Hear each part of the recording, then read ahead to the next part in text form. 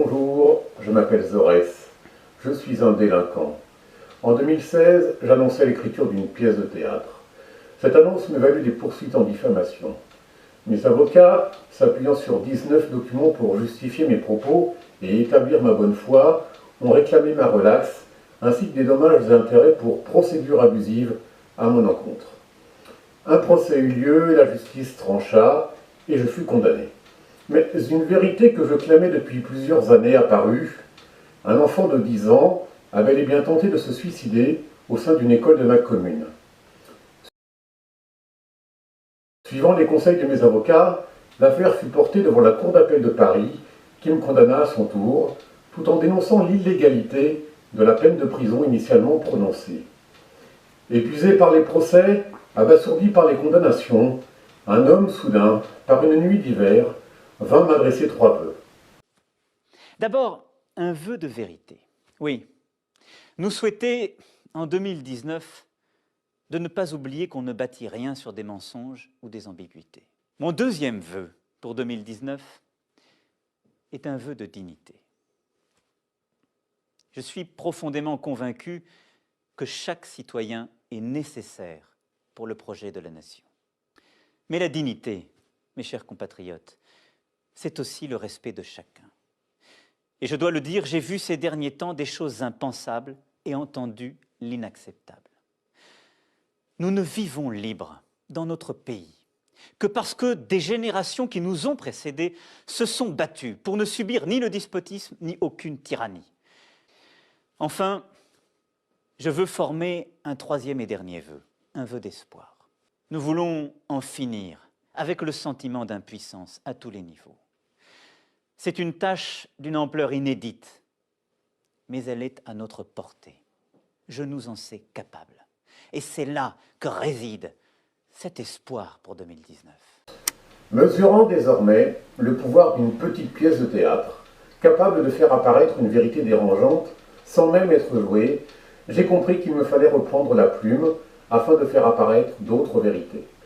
Ma nouvelle pièce, très autobiographique, brosse le portrait d'un individu belliqueux, paranoïaque, mégalomane et narcissique. Un imposteur qui tente de se faire passer pour un lanceur d'alerte.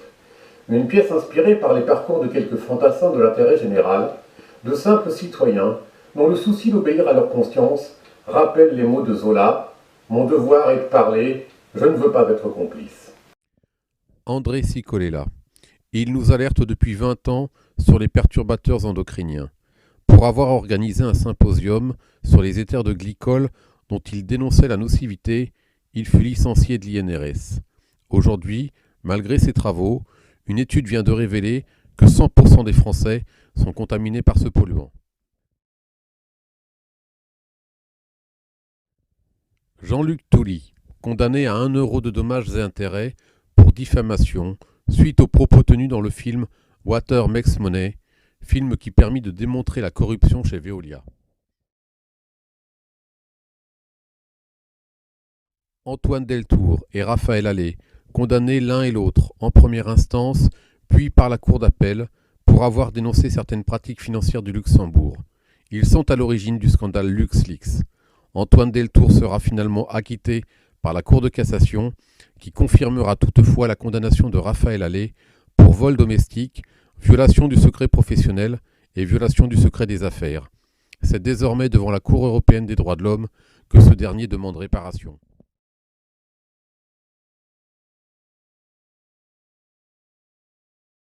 Karim Ben Ali, soucieux de l'environnement, filma la vidange en pleine nature de son camion-citerne, rempli de déchets de l'usine ArcelorMittal de Florange. Il sera licencié pour rupture de discrétion commerciale. Stéphanie Gibault, licenciée par UBS, l'Union des banques suisses, pour avoir dénoncé une évasion fiscale, fut poursuivie en diffamation puis relaxée. Son livre, La traque des lanceurs d'alerte, raconte le calvaire de celles et ceux qui alertent, les poursuites judiciaires auxquelles ils sont exposés, la puissance des réseaux sociaux devenus un contre-pouvoir indispensable dans un pays où 9 milliardaires détiennent 90% des médias, ou encore le rôle des artistes, éternels protecteurs de la vérité et de la liberté dans toutes les sociétés depuis l'Antiquité. Denis Robert. Plus de 30 procès en diffamation contre lui et une condamnation à verser 4 500 € de dommages et intérêts à l'institution financière Clearstream, dont il dénonçait le blanchiment d'argent sale dans des livres, dans une interview et dans un film documentaire diffusé à la télévision. À l'issue de son procès, ce journaliste d'investigation déclara « Un jour, ces condamnations seront comme une légion d'honneur pour moi ». Des reporters présents au tribunal s'indignèrent. En Russie, pour réduire les journalistes au silence, on envoie un tueur à gages. Dans les vraies démocraties, on demande à la justice de faire le boulot. Après 10 années de combat judiciaire, il sera finalement relaxé. Noël Dutheil, condamné en sa qualité de présidente d'une association de parents d'élèves pour avoir porté atteinte à la présomption d'innocence d'un instituteur auquel elle avait publiquement imputé des phénomènes de maltraitance. Sa peine consistait à publier et à faire distribuer un communiqué aux parents d'élèves. Céline Boussier, licenciée et poursuivie en diffamation par l'Institut Moussaron pour avoir dénoncé la maltraitance subie par des enfants handicapés. Elle décida de donner une voix à ceux qui n'en ont pas. Non seulement elle fut relaxée, mais elle permit en outre la relaxe de 3 salariés qui, 20 ans plus tôt, avaient été condamnés en diffamation pour avoir dénoncé les mêmes faits. En écrivant Colibri avec 2 L, je sais que je m'expose une fois de plus à des poursuites. Les intégristes de l'orthographe me traîneront sûrement devant les tribunaux pour avoir gravement porté atteinte à la langue française. Ayant appris à mes dépens que des juges dans ce pays peuvent prononcer une peine qui n'est pas conforme à la loi, j'ai pris le soin de marteler à mes enfants 2 vérités essentielles. La première, c'est que celles et ceux qui nous indiquent aujourd'hui la direction de l'idéal humaniste, à chaque coin de nos rues, ont bien souvent été condamnés pour leur audace. Et toujours au nom du peuple français, bien évidemment. Considérant que le seul jugement qui vaille est celui qui conduit à la fierté ou à la honte, ils ont tous suivi les recommandations de notre président. Demandez-vous chaque matin ce que vous pouvez faire pour le pays. Et au-delà de votre quotidien, de votre vie, parfois de ses difficultés, dites-vous toujours que vous appartenez à un collectif plus fort, plus grand que vous, la nation française. J'ai besoin de cet engagement. Chaque jour, depuis que je suis élu président de la République, j'ai pu constater, dans notre pays, ces miracles de solidarité, d'engagement, d'enthousiasme. C'est de cela dont j'ai besoin. Et c'est pour cela que j'ai besoin de vous. Le peuple français est un grand peuple qui parfois sous-estime ses propres ressorts intimes. Nous sommes capables de l'exceptionnel. La deuxième vérité, c'est que nous sommes tous des êtres humains, doués de raison et de conscience. Que la fraternité n'est pas une option mais un devoir. D'ailleurs, les Françaises et les Françaises n'ont pas attendu la Déclaration universelle de 1948 ou la Convention internationale des droits de l'enfant ratifiée en 1990 pour s'émouvoir et s'interroger sur le sort des enfants qui n'étaient pas les leurs. Et c'est ainsi que la France fut le seul pays d'Europe à sauver 90% de ses enfants juifs au cours du siècle précédent. Peut-être est-ce cela, l'art d'être français. L'art d'être français, c'est être à la fois enraciné et universel, être attaché à notre histoire, nos racines, mais embrasser l'avenir. C'est cette capacité à débattre de tout, en permanence. Et c'est très profondément décider de ne pas nous adapter au monde qui nous échappe, de ne pas céder à la loi du plus fort, mais bien de porter un projet de résistance, d'ambition, pour aujourd'hui et pour demain. Certaines tentatives de suicide dans les établissements scolaires font les gros titres, d'autres passent sous silence.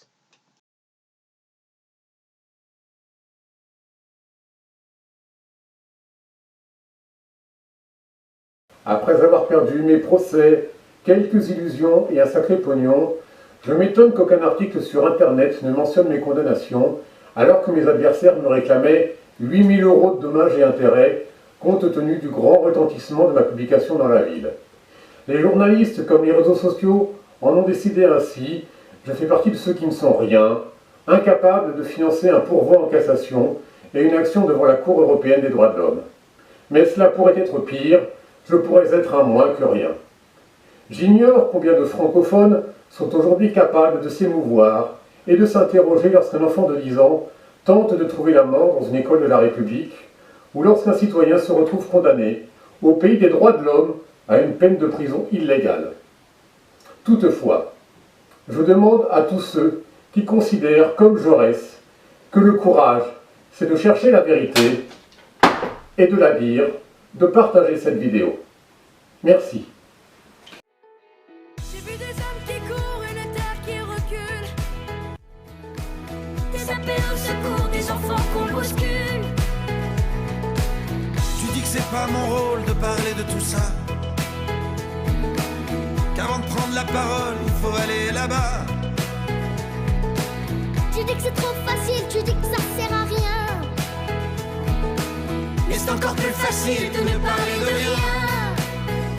Alors regarde, regarde un peu. Je vais pas me taire parce que t'as mal aux yeux. Alors regarde, regarde un peu. Tu verras tout ce qu'on peut faire.